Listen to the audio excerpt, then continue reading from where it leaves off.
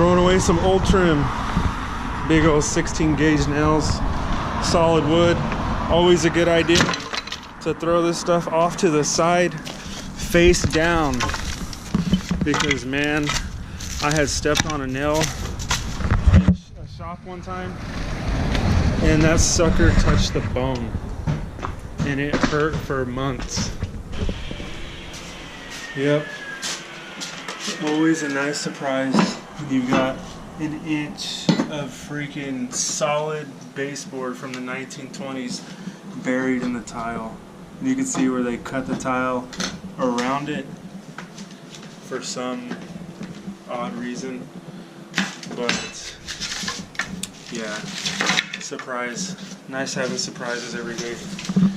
Not only that, we have, well, he has like 50 feet of it to pull out of the tile. And you can see how buried it is in all that grout. And this stuff is freaking thick.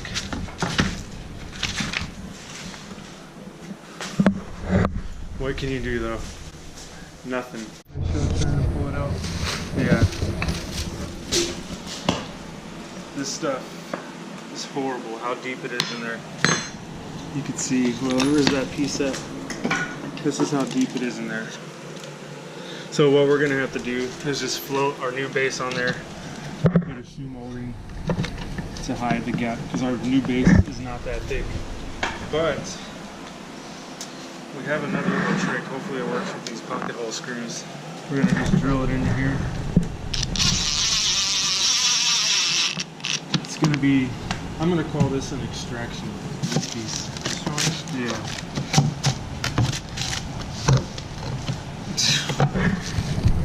Our new base will cover that. There you go. It's gonna have to be those deck screws, right? They go so deep. Okay.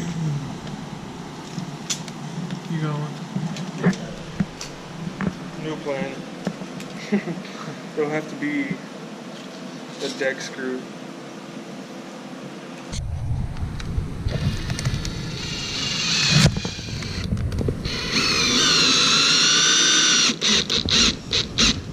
That sucker's in there.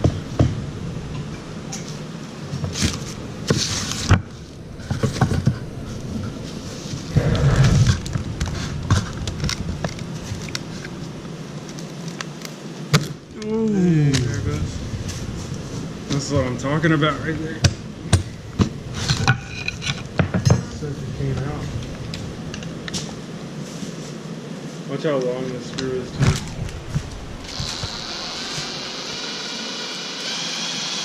That's what you're going to have to use if you want to do it.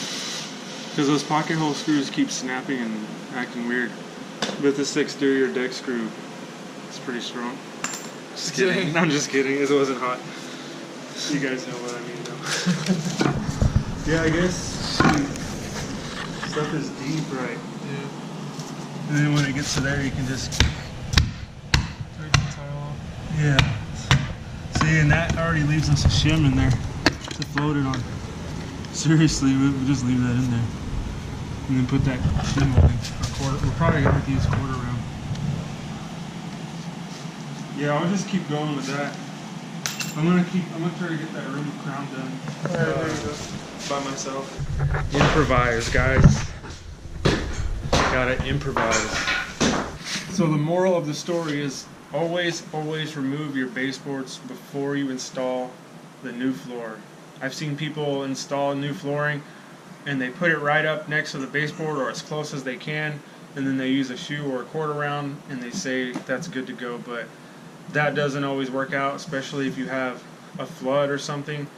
Like one time we had this guy we were working for, his fish tank busted. It was like a huge aquarium, salt water, huge financial loss for the guy, and it flooded his whole living room.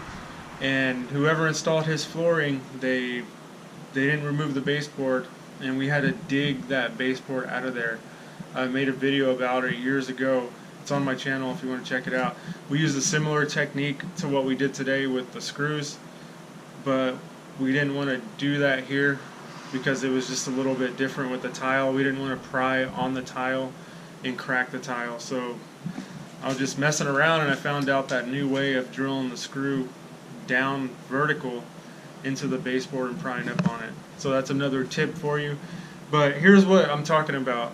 If you ever have an issue where you need to remove your baseboards after you installed the flooring without removing the baseboards, here's what you're going to end up with.